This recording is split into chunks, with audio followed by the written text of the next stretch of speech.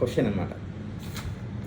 ఇక్కడ క్లాస్ బాగా విన్నోళ్ళు, బాగా అర్థమైన వాళ్ళకి ఒక డౌట్ రావాలి.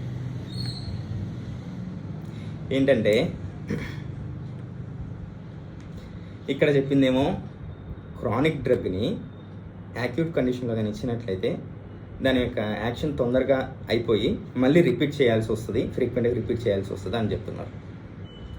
కానీ మనం మెటీరియల్గా చదివేటప్పుడు కొన్ని డ్రగ్స్లో ఉంటుందన్నమాట, the best suited homoeopathic remedy fail to recover, fail to improve permanently, అది పని చేయాల్సినంతగా పని చేయట్లేదు, తొందరగా దాని యొక్క మెడిసిన్ యాక్షన్ అనేది ఎగ్జాస్ట్ అయిపోతుంది అనేసి చదవటం జరుగుతుంది.